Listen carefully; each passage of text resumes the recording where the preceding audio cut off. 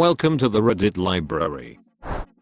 What scam, legal, is still operating that you can't believe people are buying into? Next time, sit on the hood of your car and tell them to call the cops. Chances are they aren't going to want to deal with that and will drop your car. Even if they do, you get to air your grievance to someone who will be more objective, and if they tow at that point you're in the same boat, but the tow company knows you aren't afraid to assert and won't pull any crud when you pick up your car. Good to know. I was 6 and scared, so I really do think they took advantage of us. That was an obscene amount of money to me then, when I was making $5 to $8 an hour babysitting.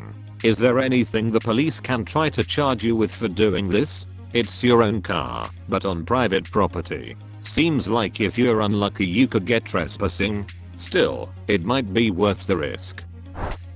Going out of business sales for furniture store / mattress stores / used car lots.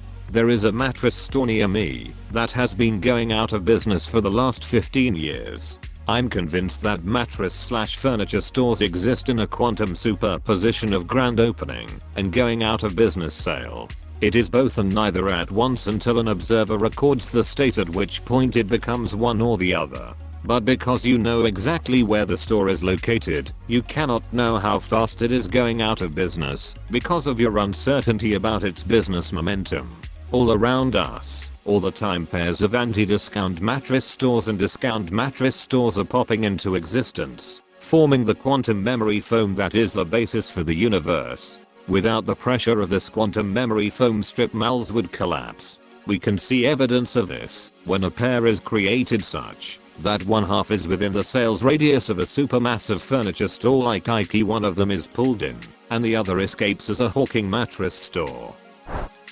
Debt relief companies, especially the student loan ones, that will charge you $600 a month so they can call your servicer, pretend they're you, and put your loans in forbearance. In the meantime, they pocket your cash and your loan balance grows. I'm not saying they're errand companies that scam people, but I had 3 maximum out credit cards during the recession and I went through a debt counselor company. They reduced all 3 cards to 1 payment and eliminated most of the interest, letting me pay off my credit card debt in less than a year. It was one of the best financial decisions I ever made. Just saying. Yellow Pages scams. This is how it works. A business gets a pamphlet in the mail that says something like "confirm your information," and it has a little Yellow Pages logo on it. The fingers walking, publicly available for free use. So most people go, alright, put in their business info and sign it. Then a couple weeks later they get an invoice for something like $300 for listing services, and a lot of companies will just pay it without thinking.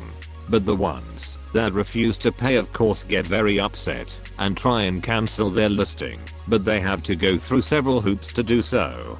The United States Postal Service tried to take a lot of the companies down for mail fraud, but they ended up losing against the companies. Rachel from Card Services. Who the hell actually listens to robocalls to make them profitable? No way. You mean Rachel calls you too? Anything.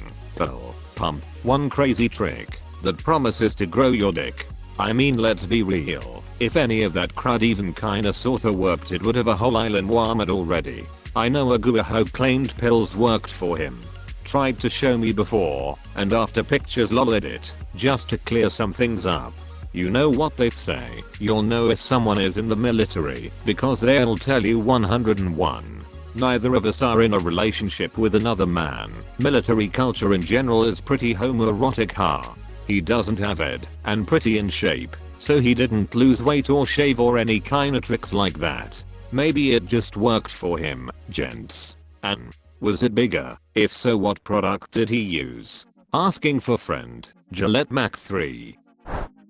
FAFSA.com and any other site that tries to get you to pay for help applying for aid or scholarships. Hint, the first F in FAFSA stands for free and the official site is FAFSA.gov. Isn't that illegal? To use the name FAFSA if they're not them? It's a certain form, not a company or anything, so it's not copyrighted or anything.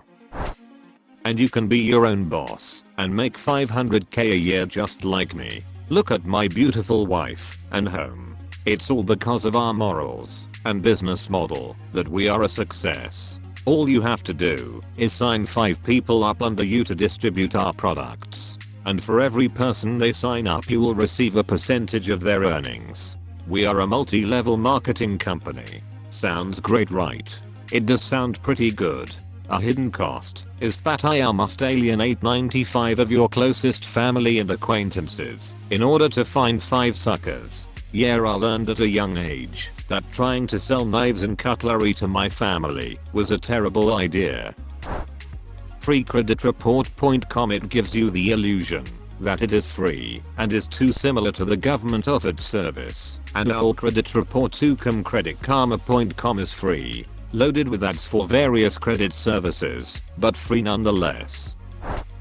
Tow lots. It's not that people buy into them, just that the way they operate is legal, and you have no choice. Your car gets towed Friday night and they're closed Saturday and Sunday, but they charge you for each of those days when you pick your car up Monday, not to mention how much they charge. If you don't have savings, your car getting towed means you no longer have a car for a lot of people. Phone calls saying they need to talk to you about your computer, credit cards or student loans, or saying you won some big prize and they just need some info. Give a would share report. Save any business that calls me. Duck off. If I want your product I'll contact you. Well, the thing is, I've never had a credit card. I don't have student loans. They always hang up.